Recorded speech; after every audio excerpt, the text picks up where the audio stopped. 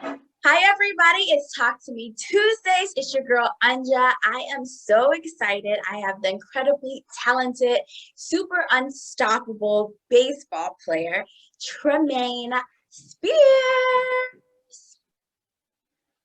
How you doing? Good. How are you? Great. So, you've been up to some pretty incredible things since the last time I saw you, which was about like a year ago now, I guess. Yes, ma'am. So, before we jump into everything that you've been currently up to, where's your love for baseball come from? It all started with me for when I was about 7 years old, watching the Red Sox play, watching David Ortiz, Manny Ramirez, and all those guys play. I think that was the year. I want to say that they came back from the series with the Yankees and just watching the passion for the game. That's where it kind of started for me, and then I started playing the game and started to love it each and every day. So it's always after that, really just starting to play when I was younger, I knew it was always something that I wanted to do and something I wanted to pursue. So, what age do you say you took it like real serious? Like it was no longer a game, but it was something that like you wanted to like really pursue. I want to say around my eighth or ninth grade year, uh, or going into high school. That's when I started just really doing things on my own.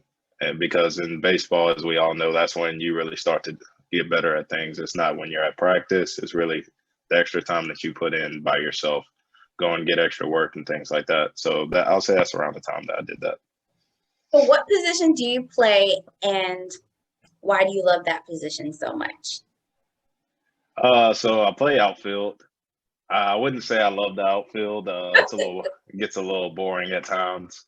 Just trying to get more balls. I really love to play infield, either third or first. I just feel like you're more locked in there. You have to be more on your toes. You get the ball more, but outfield isn't that bad. How was it when you transitioned from high school to college? What was that like? Oh, so the transition was it was way bigger.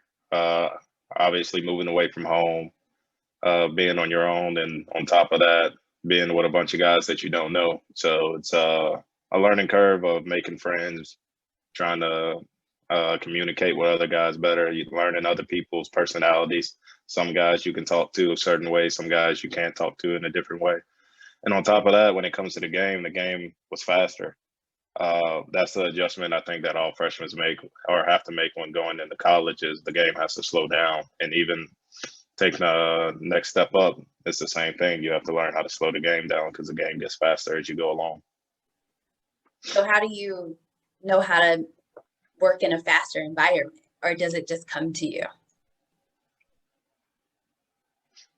Uh, I think it's you trusted your preparation that you do. We do a lot of things with baseball, going to practice and whatnot. Like I said, all the extra work that we put in. And the thing with baseball is, I feel like if the more you think, the worse you are.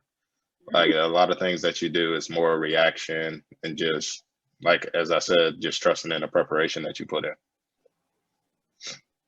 Okay, so I'm so excited just to get to what you just currently finished was the HBCU All-Star Game. I need to know all about that. Well, let me start off by saying that MVP they put on a first class show over there. Perfect. So with us getting there, they we had our little media day. They brought people in to speak to us. They had a guy came in. I want to say the name of his like Instagram stuff was Power Juice to show us a different way of recovery. Mm-hmm. But I want to say the most important thing that they did for us is before the home run derby, they brought in a group of panelists to come talk to us about life after baseball. Okay. I want to say they had about 8 to 10 different speakers to come tell us about their lives, what they did, and how they are in the career that they are in now. Because as we all know, we can't play the sport forever, or we can't do the things that we love in any sport forever. But what we can is go into different fields that and keep us involved in it. So I think that was one of the most important things that they did for us. Got a lot of connections out there, and then we had the home run derby. Then the next day we had the no, I'm sorry, that same day we had the kids clinic, and I think that was very important for us as well, being around a bunch of kids, and especially for minorities, just to show you that there are people that look like them that are playing the game and pursuing the game at a very high level. So I think that's very important. Along with that, the next day came. We had a media day at the hotel, which that was very nice. Was that really good? Media days are pretty Yeah, fun. yeah, no, it was very fun. The media day was fun. We got to the field. Then you have 80 different venues at the field, so they have so much going on. On top of that, you had a concert outside the field. Oh, so fun. I forget, who did they have there? They had K Camp, I think Rich Homie Quan, Lil Scrappy, all these guys out there in Atlanta, and then the game, which one we're playing at the Atlanta Stadium, which is it just amazing gives in you itself. yes, he is. It gives you a little taste of where you want to be. So being able to do that and go along with the game, I mean, it was like I said, it was a first class event for all of the HBCU kids that were there. What did you take away? I know they gave you a lot of information about like transitioning to life after baseball. Like, what's like one thing or maybe like two things that you really connected with from the speakers? It was honestly the last two speakers. Off the top of my head, I can't remember the names, but they both were scouts. Mm-hmm. And because that took away from them too, because that's something I really want to do in after baseball. So with going into scouting, I listened to how they got into it, what steps and what avenues I need to take to be able to go into scouting. So after you learned more about it, you were still kind of excited about that career path? Oh yes, 100%. I mean, like I said, something. Once I started watching baseball, I knew I always wanted to be around the game and be in the game. So with that avenue, it lets me be able to do that. So, and it helps me be able to impact people in a different way. So that's something that I found that was important. So learning the steps and avenues to be able to get into the industry of it, that's what I like. Going to and attending an HBCU, how does that shape your view of like baseball? For how does it shape my view of baseball? Or It's just really maybe funny. like life in general? No, it's really funny actually. I'm gonna go to the baseball because originally I went to UL Lafayette. Mm-hmm. So going there, we had at the most on the team five African Americans at one point. So looking at that, it's like, all right, then transferring to Southern, you have the whole team. So now now it's flipped. So it's a different brand of baseball for sure. Like in my opinion, I had way more fun going to Southern and being able to play than I did at UL Lafayette. But it's because they allow your personality and to let you be who you are. Yep. You're not put in a system to where basically it's very systematic. And if you don't fit the mold, you have to leave. Yeah. Oh, that's good insight. I feel like that can be said about a lot of different avenues in life. Okay, so I was wondering about, we met at Frederick Keys, so we have to get into that. How is it playing for Frederick Keys Major League Draft League, the inaugural season? You were there. How was it? I came in the second half this year, but last year, oh no, that was great. Being around y'all, being around all the staff, that y'all made it fun for us as well. Being able just to interact with everybody, and I honestly wish I went back to Frederick because it was such a great place there. Currently, I'm in West Virginia, and we're going to play Frederick this Friday. So I think that'd be West fun to go Virginia back or there and see. here? Say that again. Are you playing Frederick at Frederick Stadium at Nimio Phil? Or are you playing at West Virginia? We're playing at Frederick. Nice. So it'll be fun to go back to see some familiar faces and to see everybody back in there. Like two of the people I know for sure that I stay in touch with is Gabby and her name's on my phone. I can't even think of it. But it's our other trainer as well, Megan. Yes, yes. Stayed in touch with them too. Of course, I stayed in touch with you But no, it's just like the people that stayed there that really left an impression on me. It was a great place, and like I said, I love being there. How was the level of play? Was it just in your speed, or was it faster, slower? Like, what's that like? It's a little faster.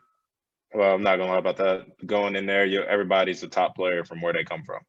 Mhm. So obviously, you have top players at each position. Every top players on the mound. You're the best at your school from where you come from. Mhm. So everybody's good.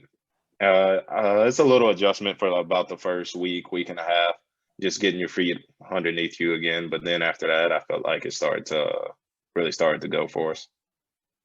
So with me and some of my coworkers, we always wondered like how you guys even got to Frederick Keys or any of the other teams within the league, because we would get phone calls and people were like, well, can I just come down and play? And we're like, no, you have to be invited or something. So how does that work? No, so that's you had it correct. You honestly just get an email and say that you were invited to play, and if you want to come, you have to sign a contract to come play. There's not really much calling that that's involved with it. It's really invitation only. That's pretty great. What do you hope to accomplish this baseball season with the Major League Draft League in West Virginia? Hopefully to get signed out of the league. We all come to play the game at the high level, and that's the next step to where I want to be. So hopefully get off to a good start and be able to get signed out of the league so I can go to an affiliated team. So how does that work exactly? Like, do you have to, what's your mental going in there? Do you have to like connect with people? Is it just about your hard work? Do you have to kind of talk to scouts? What is it like? I know scouts will be at games, so I don't really try to focus on that. But in baseball, it really is all about connections.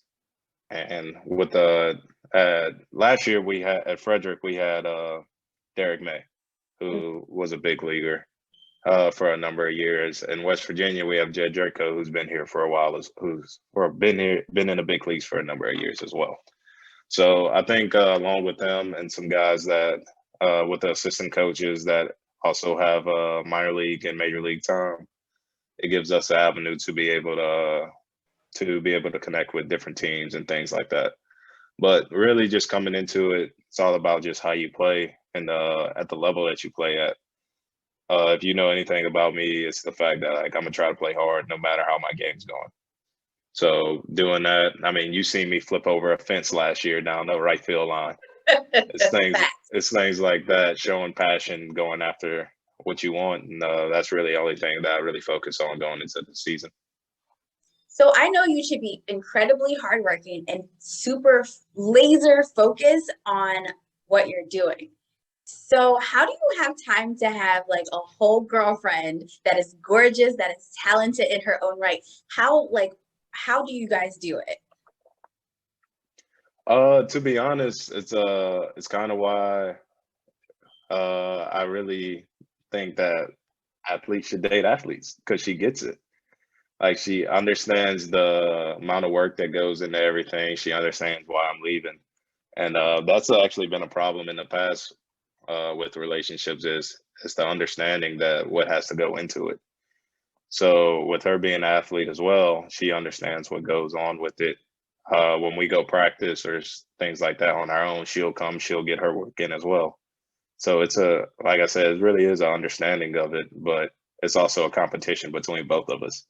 Like she was all SWAC player this year in the tournament. So she comes home from the tournament. Now I have to hear, oh, yeah, you better get all SWAC. So it's really a great thing and a great competition between us. But she really pushes me, and it's really fun to have her around and understand what's going on. It's really helpful as well. Yes, I definitely love the way you love each other. It's very like on point, and I agree. Athletes dating athletes. There's always a good connection. So, let's see what else. So nobody gets anywhere where they're going alone. I know we just talked about your gorgeous girlfriend, but who else in your life when you are having a hard time, when you're like down and out and you just don't want to do this anymore? Who do you call on? Who's there for you? I have my parents, obviously. Uh, More of my mom when it comes to when I'm down because she knows exactly what to say. I don't know how, but she does. Yep. My dad understands it, but he's more of the tough love, like you better figure it out. But it's them two there, I'm a product of both of them, so you get that both of the personalities from me. But for sure, that's is them two are the main two that I'll go to. And also, I have three very close friends Mhm. that I say I'd go to. But two of them play professionally. One of them he finished up professional ball.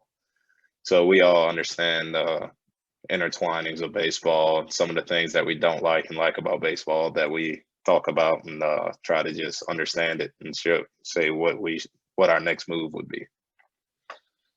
What is the hardest thing for you in baseball as far as like adversity or like hardship? Like, is it on the field playing the game, or is it uh the systematic stuff we were kind of talking about? Which one's like hard? You pointed it out. It is the systematic things of it because it's sometimes I just look at it and it's just like, dang, this happened. I'm like, wow, like how did this happen to somebody? But then that's the conversation that I have to my mom to where it's you keep your head down and you keep working. You know, it's you can't worry about anything that happens to anybody else because you never know what may come from it. Mm-hmm. Maybe someone was moved up too fast or something like that, and now it hinders their development. So that's why I say really the things that I always say to do is keep your head down and be happy for those that are around you because obviously you would if it was you you'd want it that way as well. Yeah. So are you pretty particular about who you keep around you? Oh yes. Uh like it's I have a really tight knit group that I talk to. I don't really go out looking for new friends because I'm No really new big on friends. energy. No, No new I'm friends. really big I'm really big on energy and I can meet somebody one time and it's like, no, I'm really good on that. But like that's why I said even for the people from Frederick that I've been around, everybody's always been genuine. That's why I really wanted to go back there. Mm-hmm, mm-hmm. So how long have you been in West Virginia? I got here yesterday. Oh, okay. So you don't really have much to say on that. No, I got here yesterday and that's it. That's all I can say about it. Have you The been to weather's very practice yet? different from Louisiana. Oh, what you say? The weather's very different from Louisiana. How so? Is it hot down there and cold up here? Is it hot down there? Are you kidding me? Have you ever been to Louisiana? Actually, I have not, but I've been like to Mississippi and Alabama and No, not the same. Not the Texas. same. All No? right, I can put it to you this way. Okay, bet. Hot here is like 87 degrees with no humidity. Notice I'm in a hoodie right now. Wait, in Louisiana, I okay. wish I would put on a hoodie in the summer. I did notice you have a hoodie on, but I figured your apartment must be cold. No, it's the weather's way different. Like I was on the phone with my mom earlier. She asked me what it was. I was like, it was 85 here. Like, it was so nice. I had on a long sleeve. And then she goes, yeah, I wish. She goes, it's 98 here, and I checked the humidity. It says feels like 108 with like 60% humidity. So it's just hard to breathe down in Louisiana. Gross. Ugh. Like Like you're walking outside, just standing there and sweating. I was about to say, like that's the time you get in the shower and you come out and you want to get back in the shower. That's when cold showers take place. Absolutely. So for anybody who wants to be a great baseball player like you out here killing it, what advice do you have for them? I would say find time to do things on your own. I think those are the times that I really made my strides in baseball is learning how to do things on my own, being able to push myself without anybody being there. And on top of that, actually watching baseball. I've learned that, especially from a lot of newcomers in college, like people don't watch baseball anymore. They don't know what goes on in the game. And that's honestly where I think I've found and learned some of the things that I do now is because I watched baseball and I watched how other people did it. On top of that, being able to learn your body is one of the biggest factors, I think, that in baseball, and understanding how your body moves and what it does in certain situations. So being able to do those things, I think, is very important to be able to make the stride and the next step in going to the next level. Do you prefer bubble gum or sunflower seeds? Ooh, double gum. Bubble gum? Yes, bubble That's an gum. important question. I just needed to know.